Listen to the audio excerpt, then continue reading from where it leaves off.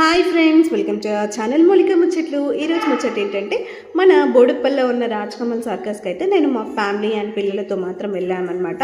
So ఇదైతే చాలా బాగుంది. అండ్ ఇక్కడ షిఫ్ట్ కూడా 3 టైమింగ్స్ ఉన్నాయన్నమాట. ఒకటి 2 o'clock shift, 4 o'clock shift and 7:30 అనమాట. నేనైతే 7:30కి వెళ్ళాము.